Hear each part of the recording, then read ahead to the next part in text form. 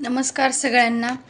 तर असंच म्हटलं एक म्हणजे विषय होता की आता रिझल्ट लागलेला आहे 10वीचा 12वीचा आणि प्रत्येकाच्या मनात अशा होप्स असतात की खूप मोठ्या कॉलेजला ॲडमिशन घेतलं पाहिजे, म्हणजे जिल्ह्याच्या ठिकाणी किंवा मोठ्या सिटीमध्ये शिकायला गेलं पाहिजे.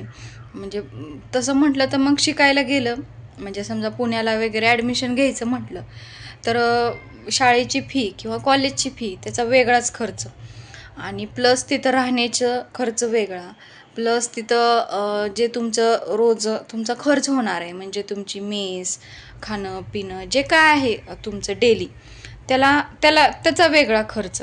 म्हणजे की हा पूर्ण खर्च जर पकडला तर आपल्याला जेव्हा आपण ॲडमिशन घेतो तेव्हा असं काही वाटत नाही, पण जेव्हा ते प्रॅक्टिकली आपल्या हातात कंटिन्यू यायला लागतं ना तेव्हा झेपत नाही आहे तो खर्च.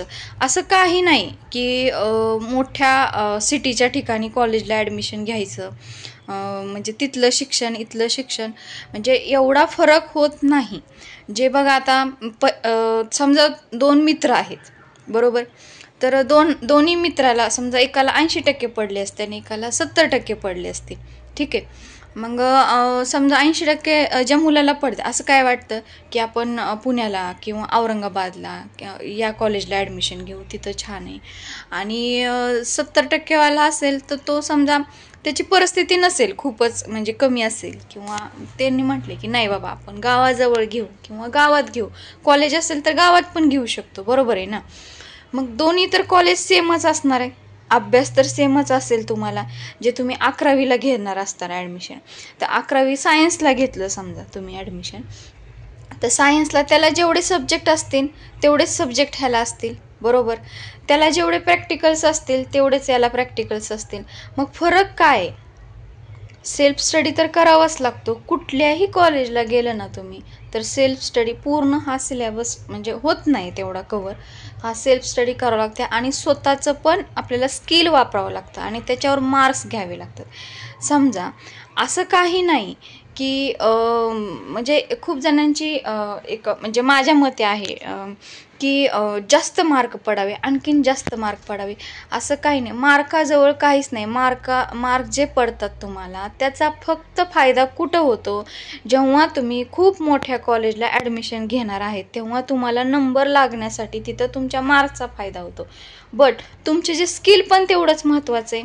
समजा तुम्हाला 88 पॉईंट समथिंग मार्क्स पडलेत आणि दुसरा मुलगा आहे त्याला 60% पडलेत, बरोबर. तर तुमचं नॉलेज पण तेवढंच पाहिजे, बरोबर. जेव्हा तुम्ही जॉबला लागले आणि तुमचं 60% असलेल्या मुलाचं नॉलेज हे जास्त असेल ॲज कम्पेअर टू 88%, तर पर्सेंटेजचं असं काहीच नाही आहे. त्यामुळं असं हे पण एक थिंकिंग सोडून द्या की खूपच मार्क पडले पाहिजे, असं नाही. तुमचं स्किल महत्त्वाचं आहे. जेव्हा तुम्ही पासआउट होताल, जेव्हा तुम्ही एखाद्या कंपनीत जाताल तेव्हा तुमचं स्किल नॉलेज हे सगळं महत्त्वाचं आहे. मार्क्स याच्याबद्दल काही तिथं गृहीत धरल्या जात नाही. आणि दुसरी गोष्ट मी आता म्हटलं की कॉलेजला समजा पुण्याच्या कॉलेजला तुम्ही ॲडमिशन घेतलं आणि तुमचा 4-5 लाख रुपये 3 वर्षाचा समजा खर्च झाला, आणि जे मुलं गावाकडे म्हणजे त्यांच्या गावाजवळ छोटंसं कुठं गाव असेल तिथं ॲडमिशन घेतलं, तिथं त्यांचं शिक्षण झालं असेल समजा 2 लाखामध्ये किंवा कमी खर्चामध्ये, तर जॉब जर लागला तर शेवटी त्यांचं स्किलच उपयोगी येणार आहे, त्यांचं नॉलेजच उपयोगी येणार आहे, बरोबर. त्यामुळं विचार करतानाही आपण म्हणजे जेमतेम विचार केला पाहिजे. मी म्हणत नाही की ॲडमिशन हे घेऊ नका, पण तेवढे पैसे पण आपले वाचतात की नाही पैसे. आणि आजकालच्या ह्याच्यात तर ट्रेंड झाले, सिटी म्हणलं की तिथलं राहणीमान सगळं म्हणजे खर्च हा वाढतच जातो, असं काही नाही.